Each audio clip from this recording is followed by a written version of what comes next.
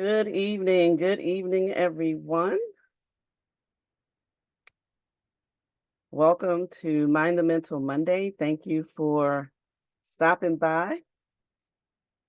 I hope that everyone has had a good day. I hope that you had a good week. I pray that everyone is just having a good day.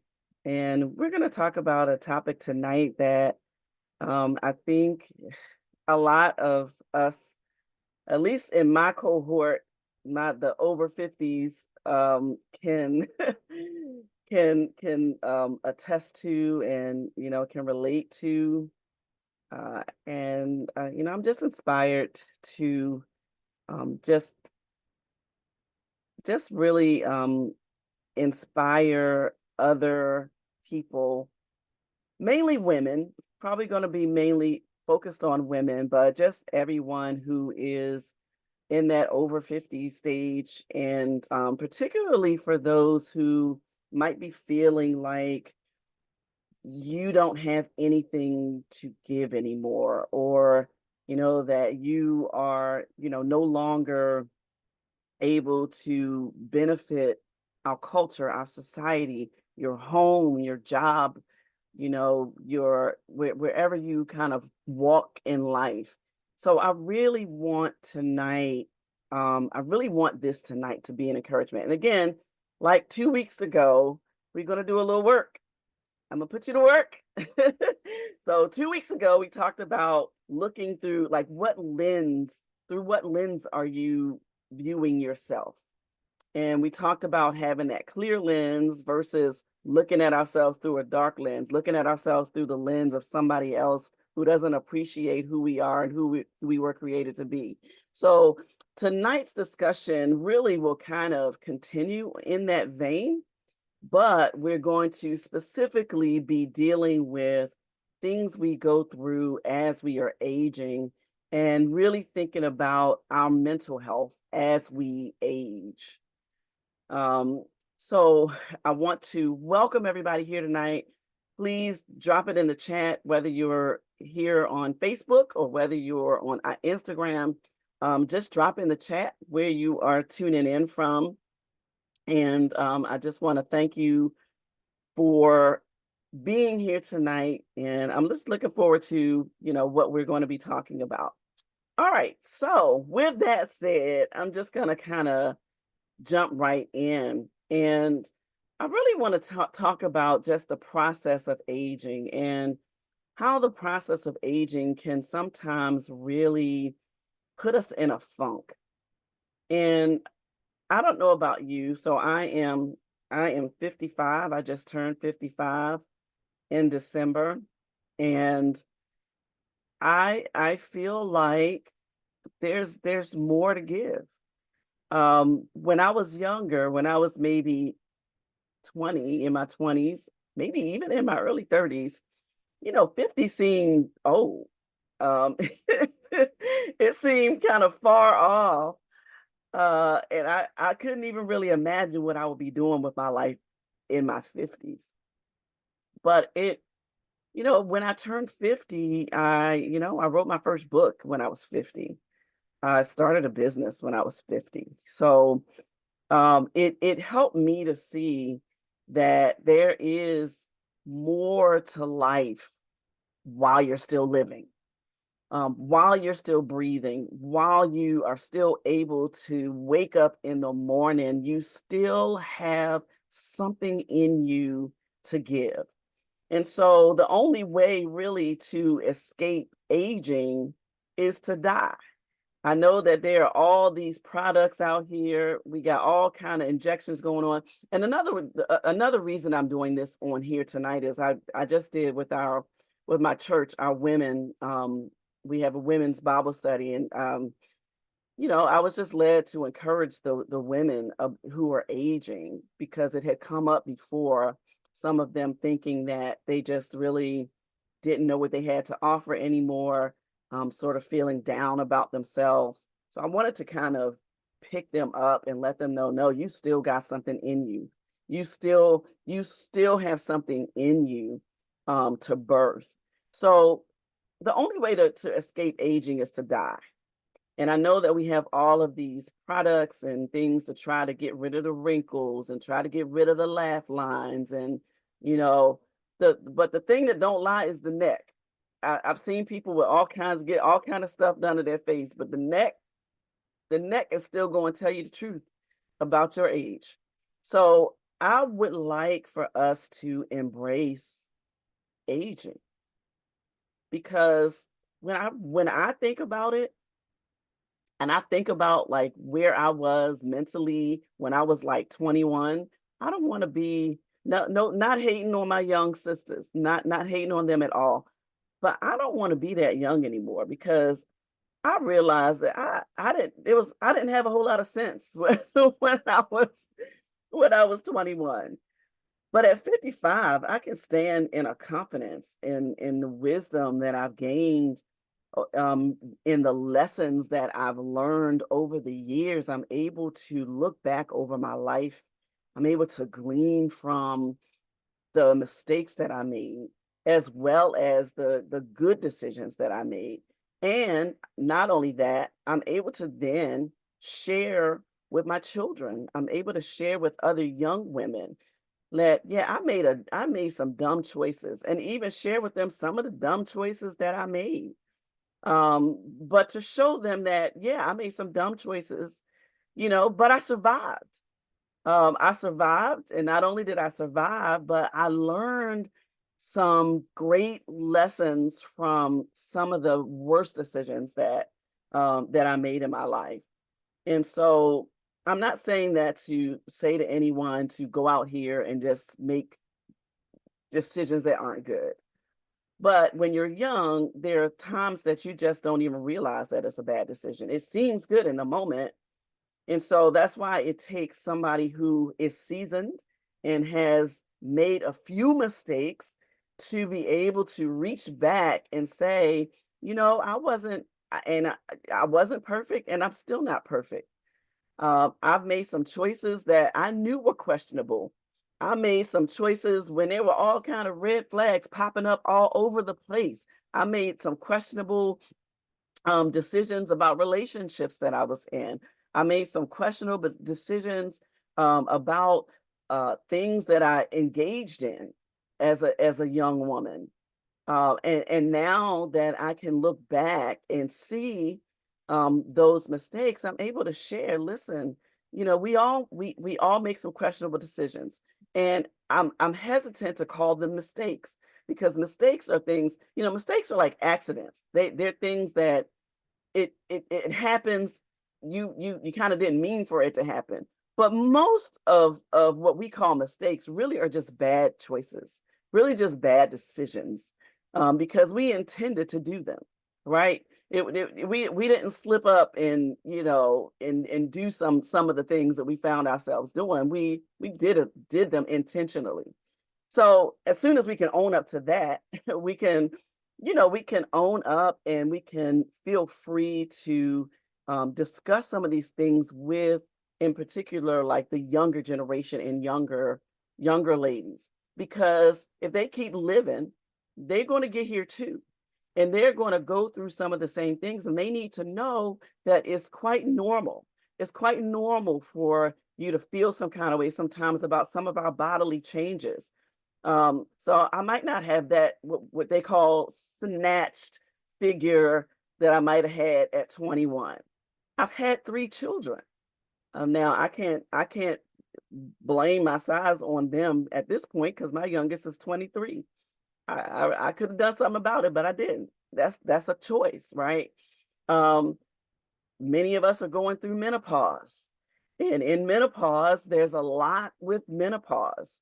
I'm grateful that I have a sister who is a decade older than me, who is able to kind of forewarn me about some things that I'm going to be facing in because we each of us will make a new decade, but she's already finished the decade that I'm going into, and she's able to kind of share some wisdom with me about that. So everybody doesn't have that, but younger generations have those of us that have experienced some life. We need to be honest with them. We need to be honest with them about the mood swings, about the hot flashes, about the fact that everybody's body is different and everybody is going to experience it differently, but it's a fact of life, right? And it's something that most of us will experience in our lives. We're going to experience getting wrinkles. We're going to experience maybe having arthritis or maybe having some other health condition that older people might tend to get. We're going to face retirement, and there are going to be there are some who once they retire, especially when they feel like they're kind of forced to retire. Um, that's what they've done their entire lives, or at least like 20, 25, 30 years of their life they have spent doing this thing. And now all of a sudden there's not this, oh, I got to wake up in the morning and be somewhere. There's not, there's a loss, right? And so there's sometimes, we might feel less desirable. We might feel like we're missing something that we maybe once thought we had. But again, as we age, there's so much more that we have to offer. We need to stand in that. We need to be bold and stand in, yes, I'm 55 and I am doing the doggone thing, right? And so society tends to tell women that we are, in particular women, that we are less valuable the older we get. And that's just a lie. That's just a lie. I mean, we are actually, again, more valuable because we have knowledge that is more valuable than what we had when we were 20 and 30 years old. And the truth to be told, I mean, there are some things that I'm doing now that I believe that God is leading me to do that I'm like, God, why didn't you give this to me when I was 30?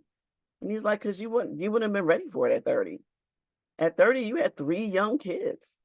At 30, you were, uh, working and raising 3 kids and being a pastor's wife and, just in ministry yourself and just doing all the things.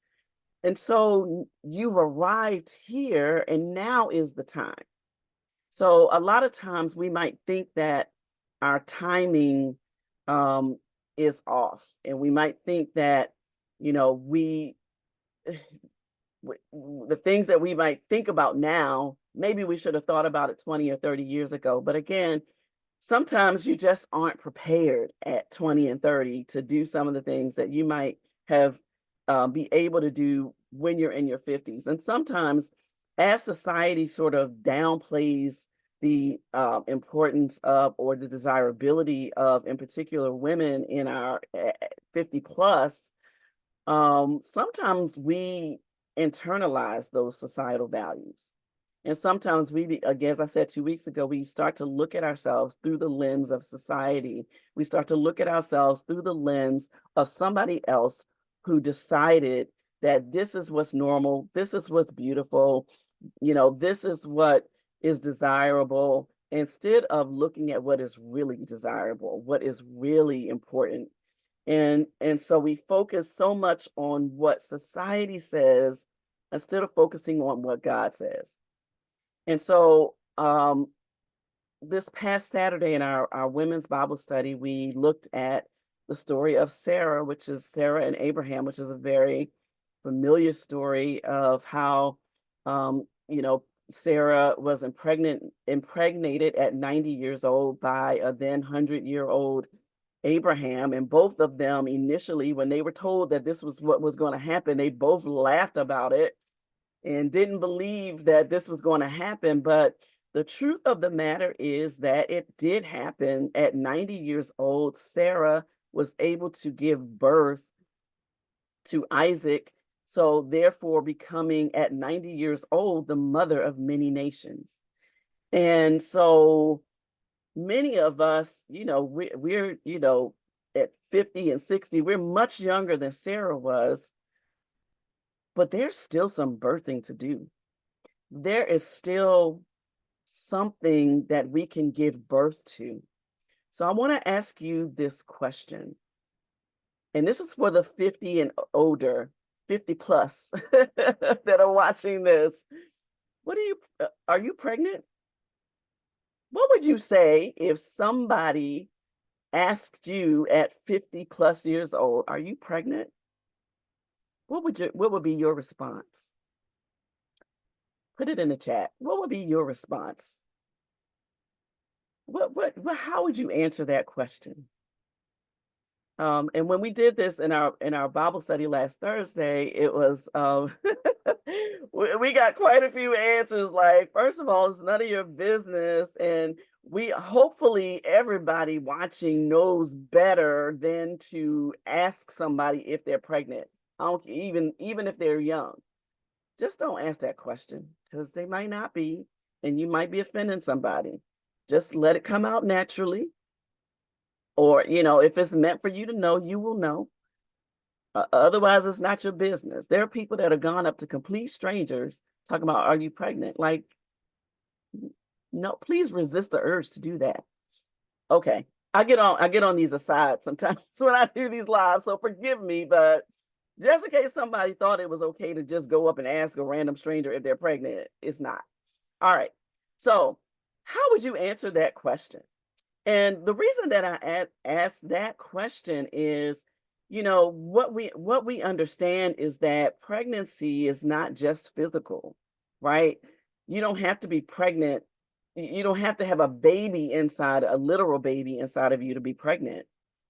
You can be pregnant with possibilities. You can be pregnant with um, books that you want to write. You can be pregnant with a business you might want to start. You can be pregnant with a nonprofit. You can be pregnant with just all sorts. You can be pregnant with joy that you want to just spread to somebody. You can be pregnant with encouragement that you want to help somebody else be encouraged and pull somebody else along the way. There's a lot of things that you can be pregnant with at 50 plus. And frankly, there are some 50-year-olds that are having babies. Ain't nothing wrong with it, okay? Nothing wrong with it. In fact, I have a good friend who had a child at close to 50 years old. And so but beyond just being able to be pregnant physically, there's so much that we can be pregnant with. There's so much more that we are able to give in our older, wiser age. And so, what I would like for us to remember is that while you still have breath in your body, you still have an opportunity to birth something special. You still have an opportunity to give something to the world that the world needs. You still have an opportunity to help somebody along the way. And it doesn't even have to be somebody in a younger generation. You with the knowledge that you have gained, think back over your life and think about all the things that you have learned over your life. Think about all the relationships that you've been in, and I'm not talking about just romantic relationships. Think about friendships that you've had. Think about people that have been in your life for a season. Think about the fact that you were placed in people's lives for seasons, and when that season is over, you have moved on. Well, you still have an opportunity as long as the seasons of your life are still coming into play, whether it's winter, spring, summer, or fall, you still have an opportunity to plant a seed. You still have an opportunity to blossom. You still have an opportunity to bear fruit. You're still here. And guess what? When you take the opportunity, even in an older age, when you seize the opportunity to plant seeds, to bear fruit, to blossom, guess what? That is called legacy. That means that even when you physically are no longer here on this earth. There's fruit out here that still exists through you.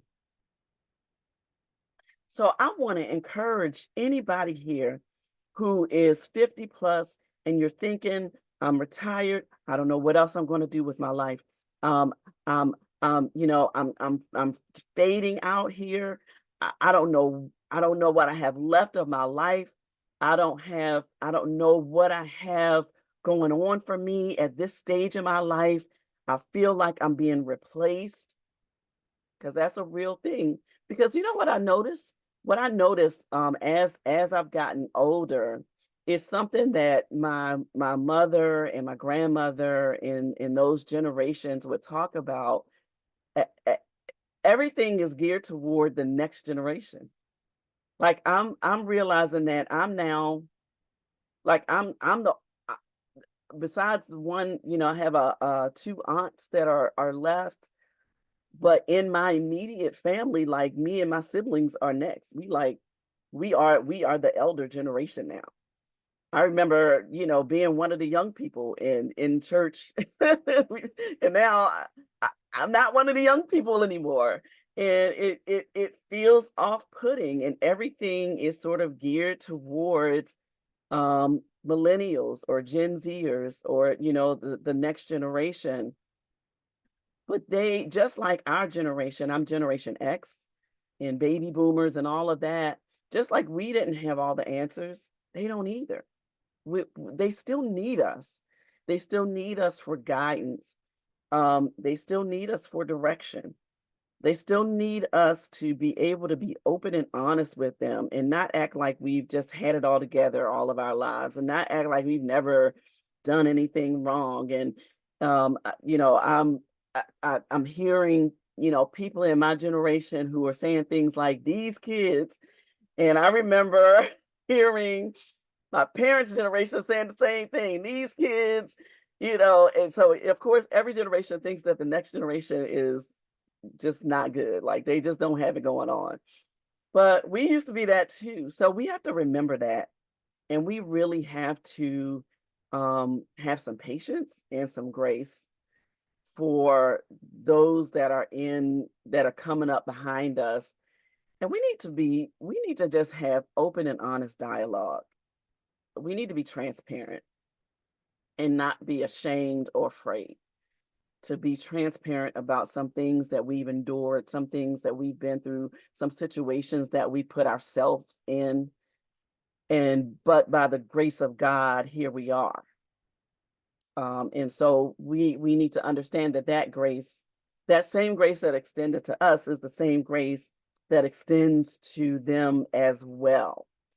So one of the things that I want you to remember is that before before God placed you in your mother's womb, he knew you.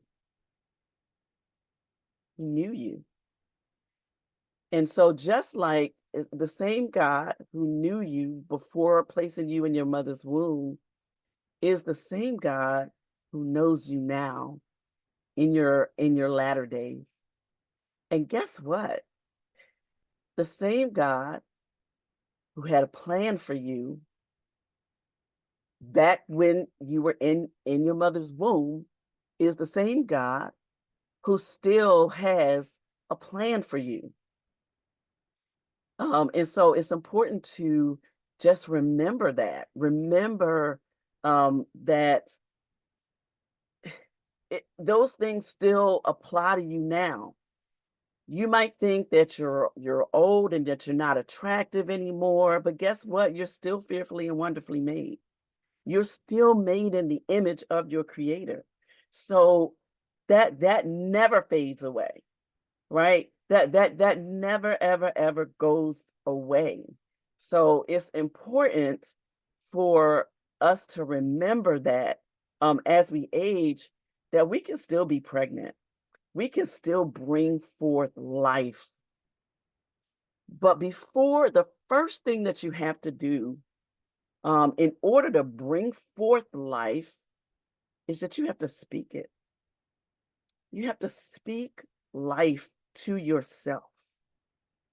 And so never mind the voices of the past or the voices of others that tried to put you down, that tried to say you would never be anything, and that those voices that said you were unattractive and that you're no longer desirable and all of these things, right? Forget about all of that and speak life to yourself. Life and death lies in the power of the tongue. And if you are not speaking life to yourself, how do you expect anybody else to speak life to you? It starts with you. It starts inside of you. And if you speak life to yourself, guess what? There's a seed that you're planting inside of yourself that is now ready to be nourished, to be fed, to grow, to blossom, and to bear fruit. And as long as the roots of that seed are being buried deep, deep, deep in the ground, and it is taking in the nourishment of the water and the soil and the nutrients of the soil. Guess what? That fruit is going to blossom, and it's going to go from generation to generation to generation to generation. It doesn't stop with you. And so as we are aging, we have to think about the seed. We got to think about the next generation and what are we leaving for them to glean from? What fruit are we bearing that can nourish them, that can show them the right path to go on? What are we birthing? So, here are some questions that I have for you, and you can jot them down. And these are questions that you can think about for yourself. What are you pregnant with? What are you pregnant with? I was sharing with our Bible study class. You know, nowadays everybody has, not everybody, but a lot of the young women that are having babies, they're having these gender reveal parties. Some of them get a little crazy. Some of them get a little out of hand and start fires and all kind of craziness. But, you know, the point of that is that they want to share with everybody what they, and for some of them, they're learning themselves for the first time what they're having, whether they're having a girl or a boy. The reason for that is that they want to feel like they want to adequately prepare um, for whatever they're giving birth to. Now, I was one who never wanted to know the gender of any of my children. So I just wanted to, when I gave birth, I wanted to be surprised. So I was surprised all three times. And I also had a grandmother that was like, if it's a baboon, it's yours. So all of this trying to find out what it is, like whatever it is yours. So you- um, and so I kind of took that. It was like, you're right about that, Granny. But I don't knock it. I have a granddaughter. I knew it was going to be a girl. We're expecting another granddaughter in a couple of months. And so either way, I'm good with it. But think about that. Like what are you pregnant with? What is being revealed to you that you have to give um to nourish the next generation? What trimester are you in? You know, when a literal baby develops, they go through all of these different stages from just a single cell that splits and divides and divides and divides until it divides into all the different things that we have, different parts of the body that we have, and all of that. And sometimes whatever you're pregnant with, it goes through stages. It first starts as the first cell is a thought that I have something to offer. I had this lived experience, and I know that I'm probably not the only one. I know that there's probably somebody else out there who has who has had this same lived experience that can benefit from my knowledge, that can benefit from my overcoming, who can benefit from the fact that I won, and I've got something that I can share that might be able to help them get through some of the tough times, some of the challenges. So, what trimester are you in? Where are you in the development of whatever you're pregnant with, and how will you nurture it while it's still developing? You know, a person that's pregnant usually has to take or or should be taking the prenatal and the natal and the prenatal vitamins that can help support this person that's growing inside of them. How will you nurture whatever you're pregnant with while it's still developing? What does it take? Is it something that you might need to do more reading? Do you need to talk to somebody? Like, do you need to think on it more? Do you need to pray about it? Like, how are you going to nurture it? How can you prepare for its arrival? Because the thing about being pregnant is you're not going to stay pregnant. The baby is going to come out, and the baby is going to grow and do what the baby does, right? And so how can you prepare for its arrival? How will you how who will be your village before and after birth? Everybody needs a village. Um, Even if it's just one person, like you need that person that can hold you accountable. If you set a goal, who is going to hold you accountable to what you said you were going to do? Who will encourage you along the way? As you raise whatever it is that you're pregnant with, whatever it is that you're giving birth to, who who is going to help encourage you along the way? And so everybody kind of needs that kind of encouragement, to understand, what it is that they're going to do along the way. So I hope that any of you out there who have, are experiencing the aging process and who maybe is having a difficult time with it, maybe you're having a tough time with it.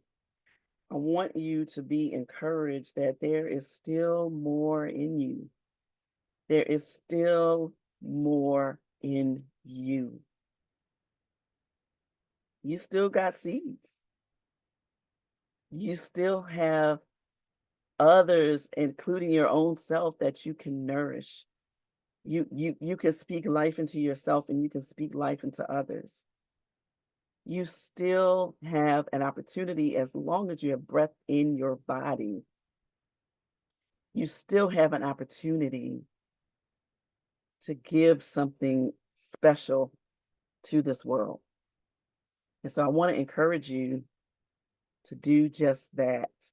Whatever it is that you're pregnant with, whatever it is that you have that you know will benefit someone, that will benefit this world, I want to encourage you to take that step. Step out on faith and take the step that you need to take to do the thing that you might be surprised you can do. But guess what? You will never know if you don't take that step. All right. So um, I hope that you were encouraged by this live today. I hope that you will continue to tune in on Mondays, 8 o'clock p.m. Eastern Standard Time. And I thank you for joining. I believe my team has put my contact information in the chat. And so If you're interested in having some one-on-one coaching, if especially if you're over 45 and you're looking to sort of retool, refuel, reimagine what you have to offer, and you just need some help while you're pregnant, and you need some help in the birthing process, I'm here for you. So reach out to me, schedule an appointment. I'd be happy to have a free 30-minute consultation with you. And I hope that you have a wonderful rest of your week. I hope that you will mind the mental every day. And I hope that you will remember that you are special. You are fearfully and wonderfully made. The plans for you are still working itself out as long as you have breath in your body. You got it. And just keep pushing. Don't stop. Don't give up. Don't faint. God bless you and enjoy the rest of your week. Good night.